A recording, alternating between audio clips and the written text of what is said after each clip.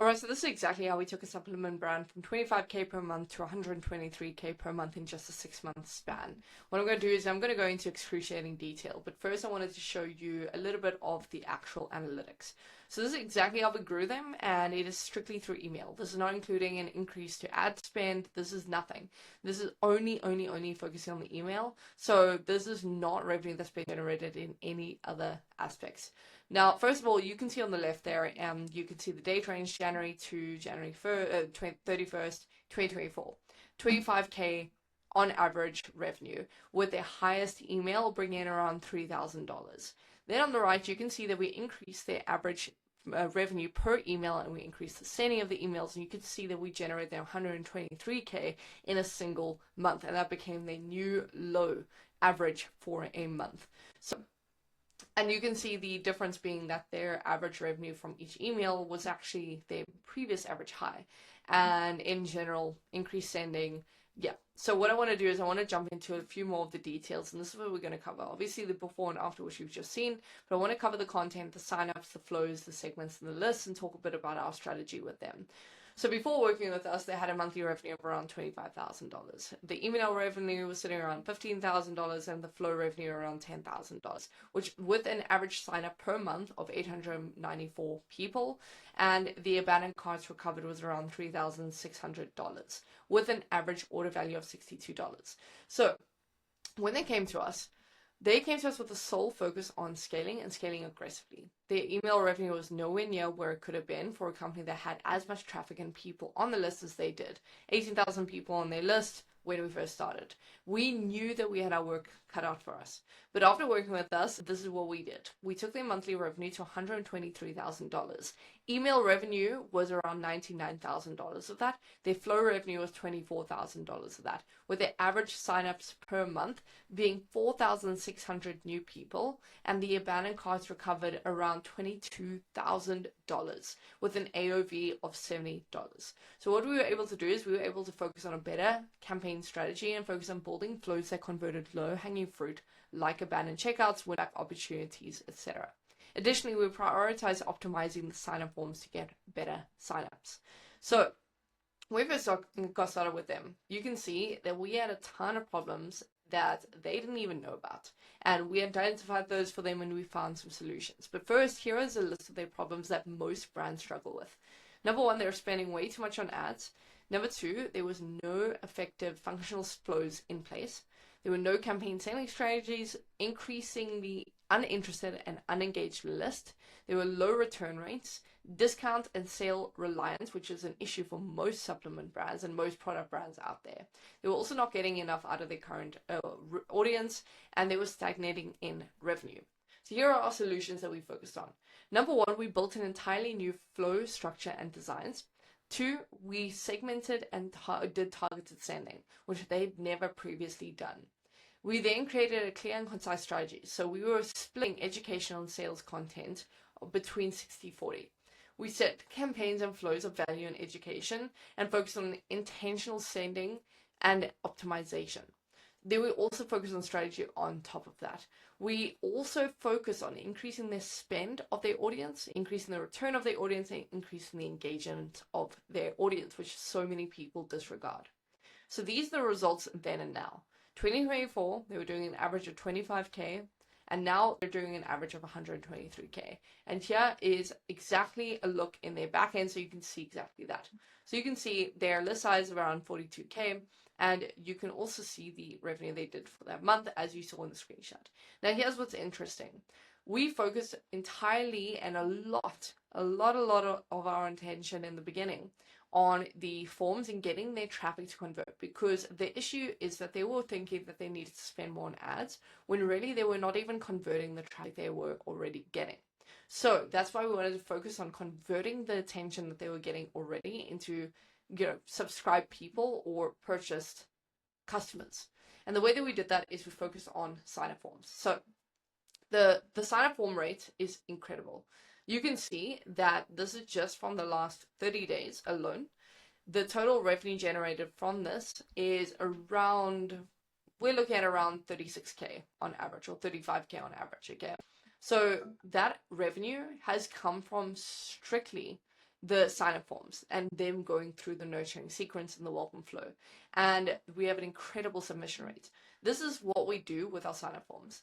And you can see a few examples here. You can see that we focus on aesthetically pleasing, number one.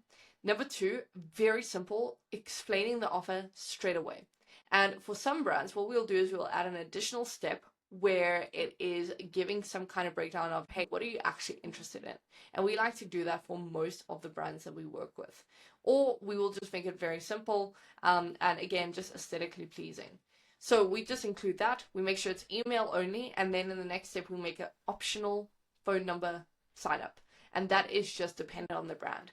But first of all, it is just clean. It matches the omnipresence on the brand, and the welcome code is very clear, or the welcome offer is very clear. So 20% off, 10% off, 10% off, and then you obviously reiterate that in the welcome flow.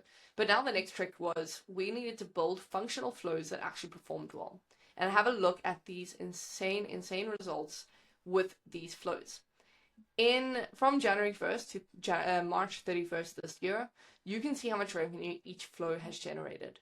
The welcome flow generating the most amount of revenue, which is at an insane amount. And if you take a closer look at the kind of statistics we're seeing, you can see that the open email has a 75% open rate, which is insane.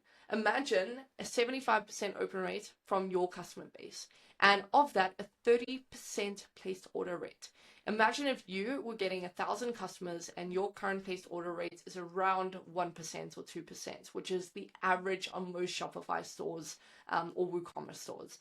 Now imagine that instead of just getting 2 customers per 1,000 visits, you got 30 new customers per 1,000 visits at a AOV of, let's just say, $70. Maybe you sell a higher ticket product, but you can imagine what that looks like. And you can see this flow alone has generated $82,000 in the first email. That is not to mention the follow-up emails that we send, where we send another follow-up saying, hey, you missed this, and yes, the open rate drops dramatically, but these are people that wouldn't have converted anyway. And then we go through a nurturing sequence. So you can see the way that we design this flow is to be incredibly focused on, if people have not purchased, we constantly re-engage them. If they have purchased, then we nurture them through the flow. And this is just a shorter flow to what we usually do because that's what the client wanted. But you can see there's very rarely are you able to convert 75% of customers in terms of attention, and very rarely, if not ever, can you convert 30% of those people to actually placing an order. And the way that we did it was with a very clean design in all of our emails, which you can see over here. Here's an example of the kind of emails that we're building out for our clients.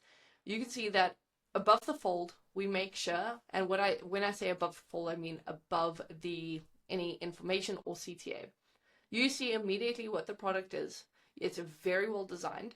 Then you can see the kind of text. You can see pretty much everything built out already. So within 5 seconds, your customer needs to know what they're getting. And especially if there's an offer, they need to know what that offer is, number one.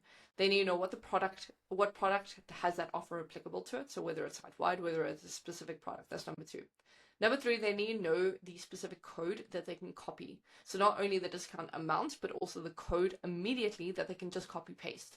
Then there needs to be a CTA, which is step number 4. So all above this line is where all of that information should be. So if this were a sale, I would say 30% off site-wide. And then I would leave a section for the code that you can copy paste, and then the CTA. Then, only then, do you want additional information, infographics on the product itself. That's where you'll go into further detail about the product, about the offer, about the company. But in the first 5 seconds, your customer needs to get what they came for, which is that discount code on arrival. And whether you have a different offer, that's completely up to you, but that's how it should look.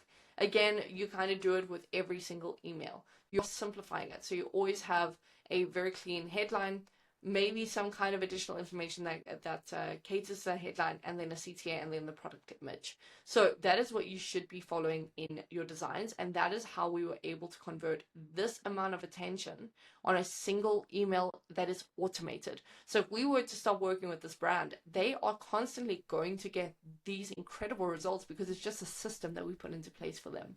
So it's very simple. Now, if we take a look at the low-hanging fruit, which was one of the other problems, is that they had a very unengaged list. So take a look at this. You can see that, and keep in mind these numbers were a lot higher at some point, but you can see that we like to categorize and segment the list very strategically. When we come into a client backend, we know that a company has a few problems. Number one, they are focused on getting new customers, but very rarely do they focus on converting customers.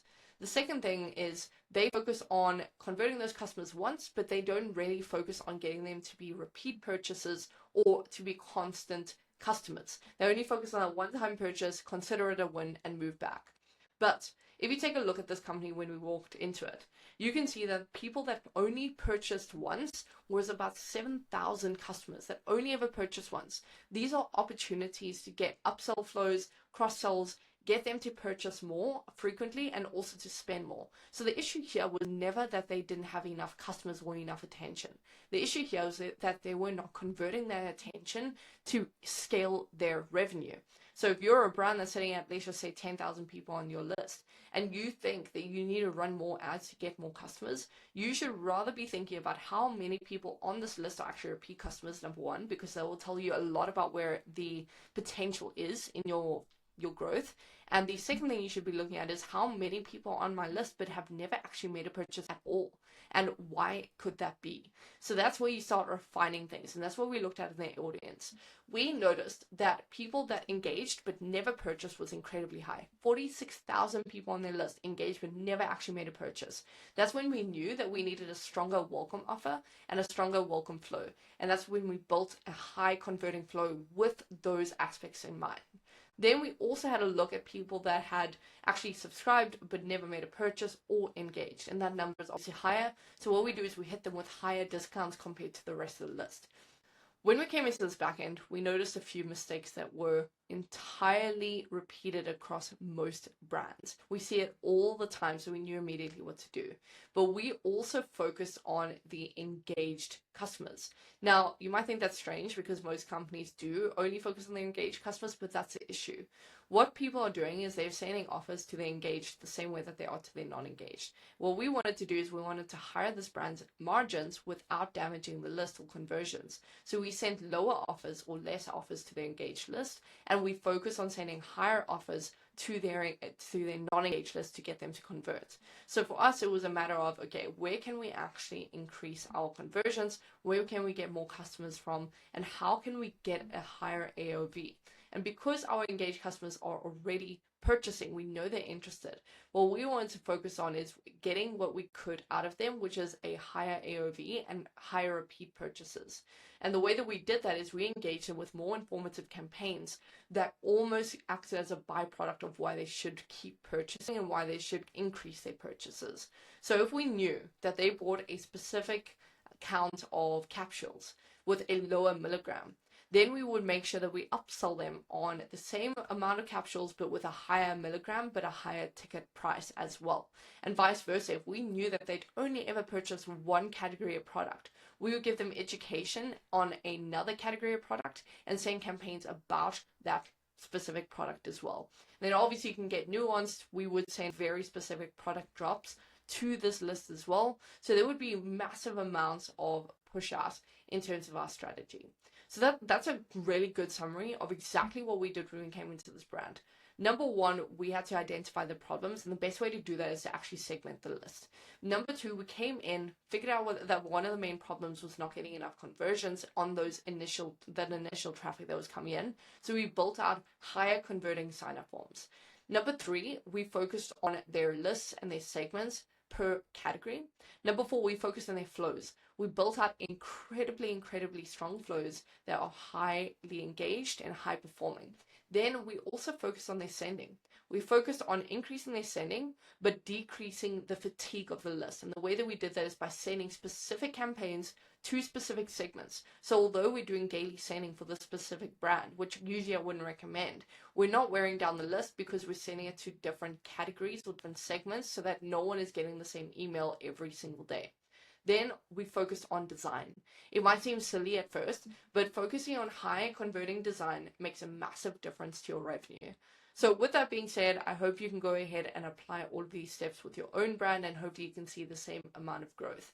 But this should give you a good idea of what can happen when you just have a great action plan and when you have a great email marketing strategy. You do not have to spend more on ads. You can easily scale from this number of 25K per month, for example, to 123K, which is an extra 100K per month. And what would that mean to your brand? So again, if you are a brand that wants to work with a detail-orientated and a guarantee-orientated agency that only works on email, knows it best, then go ahead down below and book in a call. But otherwise, I'll be doing more videos like this, so keep a lookout, and I'll see you on the other side.